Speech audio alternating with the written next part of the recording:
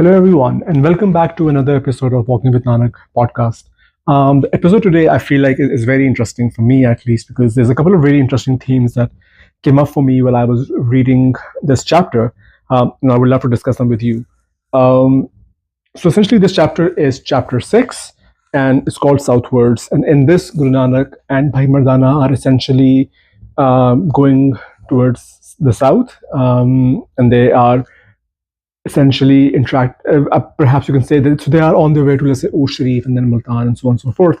और वहाँ पे they stop over at this सराय जो कि तुलम्बा एक शहर है, गांव है, उसके बिल्कुल करीब एक छोटा सा गांव है मखदूमपुर पहुड़ा, जहाँ पे ये आज ये गुरुद्वारा है. So वहाँ पे एक ज़माने में यहाँ पे एक सराय था और this Sarai was run by these two thugs जिनका नाम था Sajjan and Gajjan, so uncle and nephew का combination था. And what they used to do was that they used to essentially lure in these unsuspecting travelers, and then they used to kill them at night and then rob them of all their possessions. And Guru Nanak and Bhai Mardana essentially walk into this sarai without that prior knowledge. And Sajjan and Gajjan's, their plan is to kill them in the night and then essentially bury them with the rest of all their victims.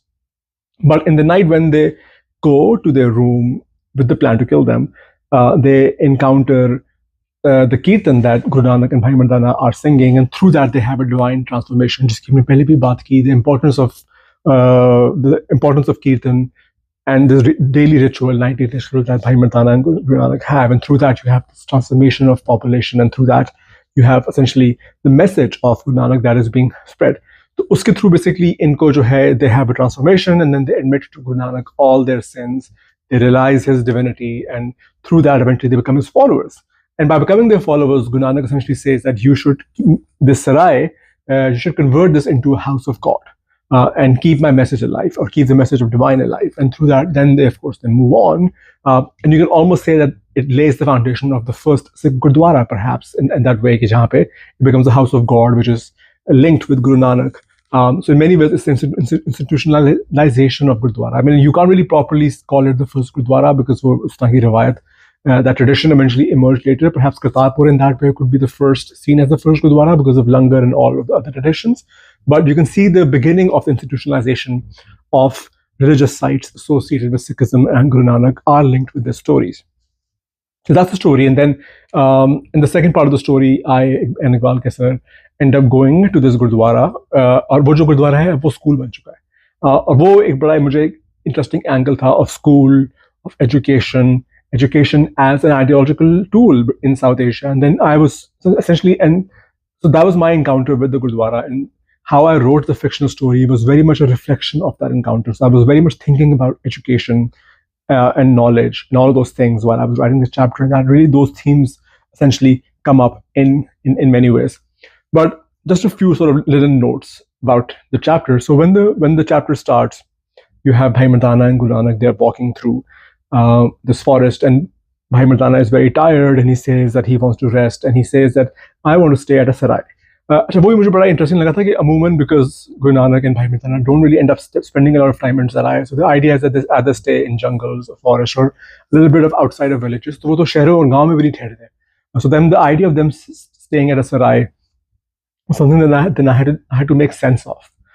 So उस लिहाज से then essentially because in the Janam Sakhis, Bhai Mardana is presented as that character. So he is this human connection between Guru Nanak and the material world. Because Guru Nanak is above this material world. He does not get hungry, he does not get thirsty, he does not joke around, he does not sort of feel vulnerable. Whereas Bhai Mardana essentially has all those human encounters, and through that essentially sometimes the story is told. So Guru Nanak, so Bhai Mardana is very much used to kind of then is used as a medium, a human medium through which the metaphysicality of Guru Nanak is established. So once again, Bhai Mardana insists, Guru Nanak very reluctantly ends up staying at this sarai. And what I try to do is kind of build a bit tension between Bhai Mardana and Guru Nanak. So that was something which I really wanted to do deliberately, because essentially the idea, how I was thinking about this, is that when you spend so much time with somebody on the road, and essentially on a road which is dangerous, which has a lot of challenges, doesn't have regular food, doesn't have a lot of security, it is almost natural for some tension to kind of come up. कि आप किसी के साथ इतना time गुजार रहे हैं तो कहीं ना कहीं वो tensions होंगी.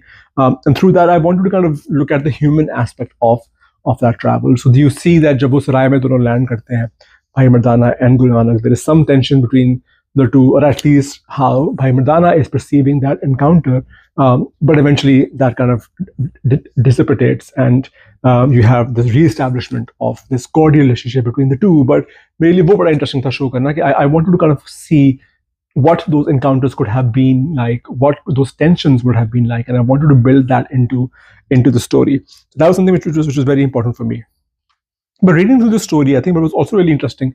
So I was still thinking about it, why did Guru Nanak and Bhai Mardana stay at a sarai? Like, whereas this is perhaps the only story of them staying at a sarai. Otherwise, unka jo hai, either they end up spending some time at religious institutions or outside of villages, outside of towns. Like, they want to cut off from the material world, the societal world, as much as possible, while staying close enough with it. So I want to make sure that I want to reinforce that itna ye nahi completely cut off from the society. In fact, the idea is that you are supposed to adopt the middle path. So you need to have some sort of connection with the society, but you can't completely be a part of it. But them staying at a sarai is very much part of interacting with our material capitalist world, which essentially has been criticized. So I wanted to make sense of it. Ki kis tarah ho raha hai ye encounter. And then something that kind of happened, something I thought about something that came up for me, and it kind of links to some of the conversations we've had previously. And that is about the challenges of travel. Essentially to establish how difficult this travel is. I think I keep on going back to it. So for me, like, it's one of the most fascinating parts about Guru Nanak's life, and both of them actually come up in this chapter. So there are two things that I find very interesting. So, and one of them is his travel, the immensity of the travel that he undertook, especially on foot, especially at a time when travel was very, very dangerous. And I feel like this story very much captures the essence of it. So if you read the story not from a literal point of view, but from a metaphorical point of view, and I've made this argument a lot of times. A lot of other scholars have also pointed out that a lot of religious stories need to also be seen through a metaphorical lens, through an artistic lens, and then sometimes that will help us understand them in a much better way. अगर हम उनको literal sense में देखना शुरू कर देंगे, so बहुत से जो then we kind of in some ways miss the point. We miss the essence of what that story is trying to get at. That it came up pretty nicely in the story of Bhai Lalo and Malik Bhago, metaphorical interpretation of bread and upper class and lower class, and that class interaction that Guru Nanak is talking about. But in this case, essentially, if you read the story as a metaphor, as a symbol, I think a very interesting theme comes forward, and that is essentially about the dangers of the road. Essentially, आप जब road पे होते हैं and you are traveling all by yourself, even without material possessions, the road travel can be full of danger. So this story really reestablishes that context of the broader travel of Guru Nanak that spans about 25 years. So that's a very important point that kind of came up for me. And the second very interesting thing was that ये जो उनका danger है, ये जानवर से नहीं हो रहा. So it's also really interesting कि जितनी भी जन्म साखियां हैं Guru Nanak की, especially around the time that he's traveled. I mean, maybe I'm wrong, but from the top of my head, I can't think of any story in which he is in danger because of animals or because of nature itself. So the danger is always coming from humans. So even though he's spending so much time in forest, even though he's spending so much time in jungle, the danger is always the human. And that's also a very interesting theme. So that's also a very interesting lesson that comes through the story. If we interpret the story from a metaphorical lens, कि भाई danger जो है सबसे खतरनाक जो जानवर है वो नेचर में वो इंसान है. इंसान को सबसे ज़्यादा खतरा दूसरे इंसानों से है, as opposed to nature or as opposed to animals. So the idea of wicked, the idea of evil, is not something which is inherently built in nature, which is part of animals, for example. Evil as a phenomena exists through humanity. Humans are evil or essentially divine or really good. So in this case, for me, like, I was reading the story metaphorically, and these two themes became very interesting. And the first one, as I mentioned, was that it reestablishes how dangerous traveling in Punjab or essentially all over the world can be at that time. And secondly, it establishes the fact that evil exists within humans. Nature, danger exists within humans. Danger for other humans exists from humans. Babar ke saath bhi agar aap dekh lein, hamare bhago ki story bhi dekh lein, but it's not really nature that is dangerous. And even though Guru Nanak is interacting with nature a lot, he must have interacted with a lot of wild animals, but you don't hear about those stories. So that's something which through this metaphorical interpretation of the story is something that comes across very, very clearly for me. Um, and of course, the last part is something we've discussed previously as well, the idea of divine encounter. कि जब भी आपका divinity से encounter होता है, you are supposed to transform. So the idea is that when Sajjan and Gajjan essentially heard Kirtan of Guru Nanak, that is meant to be a divine interaction. And because they realize the divinity of it, they transform. So even though they are evil, immediately they become good. And that's something which essentially establishes the divinity of Guru Nanak, because if it is not a divine encounter, then you will not have a transformation. So the idea is that once you experience divine, you will always have a transformation. So that's something which essentially happens in the story as well. The sort of key theme that really emerged for me throughout this chapter, and I really wanted to talk about, is the idea of knowledge. Because ये गुरुद्वारा बाद में school बन गया है, तो वहाँ से मेरे ज़हन में आइडिया आया. तो actually let's start from there. कि जब मैं इस जगह पे गया, तो वहाँ पे मैंने देखा कि ये स्कूल बन गया था, and I think this was the second day of Eid. तो छुट्टियाँ थी and स्कूल बंद था, and then we found somebody who eventually led us into the school. और school, Pakistani school education system जो है, और in fact not just Pakistani education school system, I feel like modern state के जितनी भी एजुकेशन सिस्टम है कहीं ना कहीं इस बीमारी से वो है इन्वॉल्व है. बट साउथ एशिया के अंदर वो काफ़ी हाइटेंड है. आई मीन ऑफ कोर्स आजकल यूएस के अंदर भी आपको काफ़ी ज़्यादा नजर आता है. But the ideological aspect of education, which is something that I'm very critical of, and I've written about this a few times in the book as well. Is something that I've explored. My first book of White Trail, Institute of Shiva, I've talked about this. In Lahore, I've talked about this, and of course, I've written many articles about it. I used to be a teacher as well, so I'm generally very critical of the education system in Pakistan, but not just Pakistan, in South Asia, and of course in many other states, because I feel like a lot of times education is used not to teach people, not to inspire people, not to teach them how to be creative, not to teach them how to be imaginative, but rather as an ideological tool, rather as a nation building exercise. Now, nation building exercise on its own is not really the problem. The problem is कि आपकी underlying assumptions क्या है, like how do you build your nature? So if you're building your nation in opposition to another, if you're building your nation in opposition to Hindu India in the context of Pakistan, or if you're building a nation in opposition to Muslims in the context of India, then that becomes a problem. And that for me, so then education then becomes breeding ground for extremism, for violence, for nationalistic and religious violence. So आपको essentially एक हमारा बड़ा एक generally popular एक perception है कि the more educated we get, the more tolerant we get. Whereas that's not really necessarily true, especially अगर आपकी education जो है वो ideological है. तो एक तो मेरा अपना भी इनकाउंटर है कि जब मैं शहरों, आप गाँव में किसी जगह पे विजिट करते हैं, तो you still see a sense of tolerance towards other religious spaces, and I feel like I link it to a lack of education, because education essentially has become this term whereas we just assume that all education is good, but some education which essentially overlaps with propaganda, which overlaps with ideological nation building exercise, especially constructed on the basis of a Hindu other or a Muslim other, that education becomes very, very problematic, which is why I've also argued that you see more violence against religious minorities in urban centers. I mean, I'm not 100% sure about India, but at least in Pakistan, like all cases of violence mostly happen in Punjab, which is also the most educated province out of all the countries, and where essentially is also the most economically developed.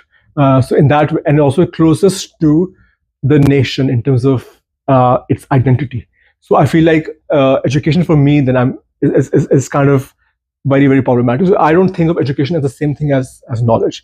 तो उसका जो example मैं आपको दूंगा वो ये कहा कि इस स्कूल में जब हम जाते हैं, तो एक जो पहली चीज़ पर आई नोटिस है कि वहाँ पे उन्होंने मॉडल बनाए हुए of Gauri missile, Abdali missile, whatever, one of the 2 nuclear heads that Pakistan has, और वो मिसाइल बनाए हुए. So you can really see that, like, why do you need those models of nuclear bombs, of nuclear missiles in a school where essentially very young people, very, very young kids, impressionable kids are being taught. So the idea is that because usko aap link karte hain with nation, with pride, with violence, and essentially then when you're talking about nuclear warhead, you're talking about India, you're talking about our animosity with India. So there's also this connection of how education is very deeply connected with a very macho sort of nationalism premised on an anti-India and anti-Hindu basis. And of course, there's a mirror opposition in India as well, which has become increasingly the case post 2015. Then, of course, you have Quranic verses written all over in school, and this is something as part of the education system in Pakistan. I've seen that many times. You see this ideological sort of teaching of overlap between religious education and education and sort of secular education, and how through that, and then of course religious education and nationalism, and all of them are so deeply connected. So essentially through that you are creating an ideal citizen. So education is a way through which you create your ideal citizen. And what an ideal citizen looks like in this case is somebody who's who's very macho, who's very anti-India, who has very strong Islamic values and very particular kind of Islamic values. That's something which needs to be very mindful of, like something I've talked a lot about also, especially with my latest book, is that what version of Islam do you teach, what particular ideological underpinning, because there are multiple ways in which Islam and religion can be taught in a South Asian context, but what heroes do you choose, what ideological framework do you use, really also tells you what kind of what is your ideology as a state. So for me, like that's something I'm very critical of the education system. So फिर उसको अगर आप link करें, also so the educational knowledge का then बड़ा एक interesting idea कि we also imagine somebody who's done their PhD or done their masters, is educated, and essentially, and then for me, then I use the example of Iqbal Kaisar in this particular case, because Iqbal Kaisar ka, once again, he's talked about this many times, I've talked about this many times, like he's not somebody who has a lot of formal education in that way. Like he is, in terms of उनकी formal education तो आप देखें तो उनकी खाली matriculation है, matric है, high school अगर आप उसको यहाँ North American context में देखें, but he's somebody who's extremely knowledgeable, somebody who's extremely well read, and somebody who's extremely educated. So both the idea of education versus formal education and idea of education versus not formal education, that's something which through Iqbal Kaisar can be very well can be shown very beautifully, something that I really then wanted to establish between Mardana and Guru Nanak as well. The idea that knowledge, essentially who gets to be called educated, who gets to be called a knowledge keeper, that's something very important. कि सिर्फ क्या universities में ही जो है knowledge होती है, या सिर्फ जो है जिन्होंने मास्टर्स किया होता है या PhD किया होता है खाली उनके पास ही इल्म और तालीम होती है, या you can find knowledge, you can find education at other avenues as well.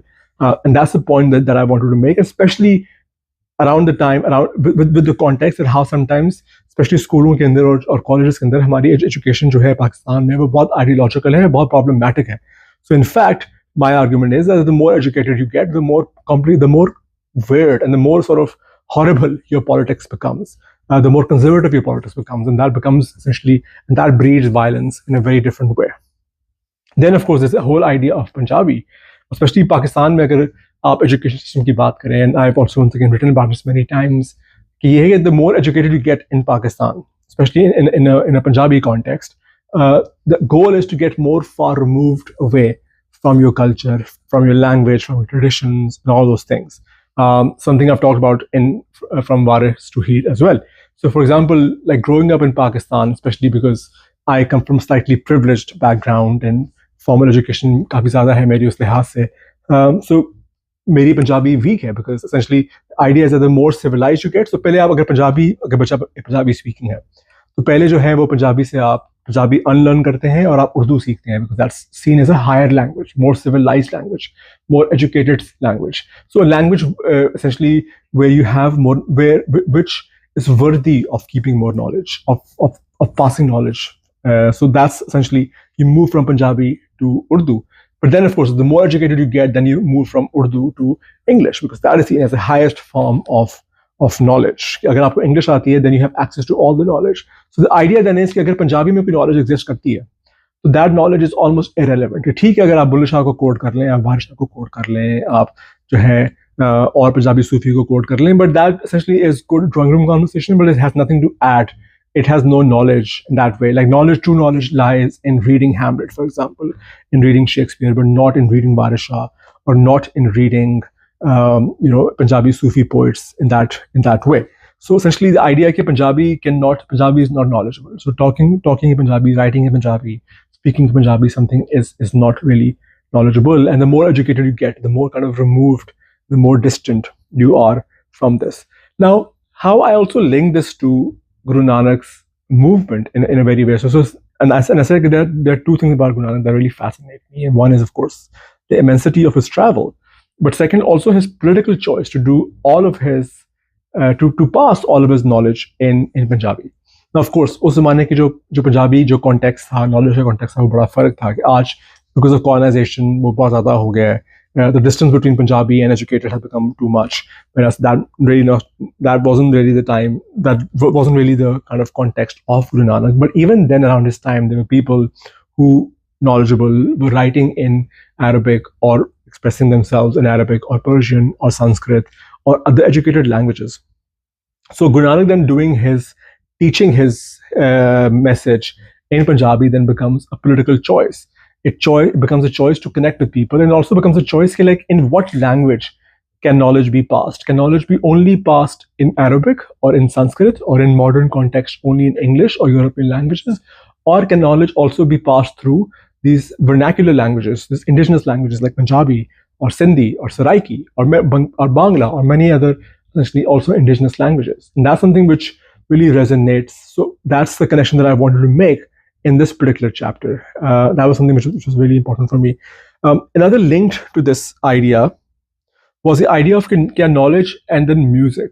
क्योंकि हम भाई मर्दाना और गुरु नानक की जो है वो थोड़ी बहुत मैं इस टेंशन की बात कर रहा था इस चैप्टर के शुरू में, but I also wanted to look a little more about their interaction and their relationship. And I think one connection that I made was maybe some foundations of music Guru Nanak learned from Bhai Mardana, and who is essentially a low caste Marasi, whereas Guru Nanak is an upper caste. Now, I know Hindu और Sikh tradition में इतना ज़्यादा नहीं है, but Punjabi मुस्लिम रवायत के अंदर ये बहुत ज़्यादा है कि whereas music is appreciated, it is seen as something which only a particular caste can do. So Marasi, on one hand, essentially their art can be celebrated, but it's also looked down upon. So the idea that you as an upper caste will not do music. I know I used to play a lot of guitar. I still play music sometimes, and like sometimes people would say to me in joke, "Kya tum Marasi wala kaam kar rahe ho?" So the idea is that it's almost a slur.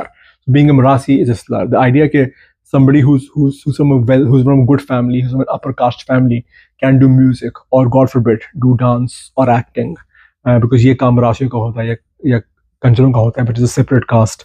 So there's almost a looking down upon. So the idea is, usko bhi main build kar tha, कि knowledge is also not something which is divine always or something which is spiritual, but also like the idea of music as a knowledge. कि आपके पास musical knowledge है और उस musical knowledge के through आप जो है हिस्ट्री ट्रांसफर कर रहे हैं. So something that also I'm very interested in looking at is oral history. It's something that I do a lot. A lot of my work is based on oral histories, and something that really fascinates me, especially in a South Asian context, Punjabi context, is that how is oral history transformed from one generation to another through music? And Punjab के अंदर उसके बहुत ज़्यादा रवायत है. Like, I mean, Guru Nanak did that. He passed all his message through music. That's how essentially that history, that legacy is remembered. That's true for all Sufi poets and so many other stories.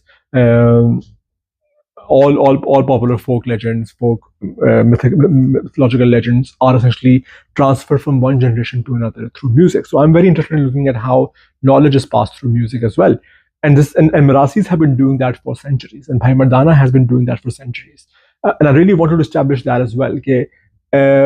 Even though they've been doing this, that's not really seen in that very casteist and classist society. That's not really seen as knowledge transformation, because that knowledge is still looked down upon. So it can be appreciated, but it is only reserved for a particular caste or class of people. So it's looked down upon. And through this chapter, I talk about how Guru Nanak essentially really appreciates that knowledge and helps Bhai Mardana understand that his knowledge is worthy, and he is worthy through that process. But also raises whole questions about what is knowledge, who gets to keep knowledge, who decides what is knowledge. And those are all questions that really come up very, very importantly for me. So I feel like this is pretty much all that I wanted to talk about. So this will be kind of like a small episode, but I think it is very loaded. It is very heavy, because some of the things that really came up for me in terms of education, in terms of knowledge, are something that I've been thinking about, something that I've written a lot about over the years. So I'm glad that through this chapter I was able to talk about a lot of those things. And I think on that note, I'm going to end today's episode. It's a short one. I hope you really enjoyed it, and I would love to hear more from you in the comment section. So please like, subscribe, and I'll see you very soon. Thank you.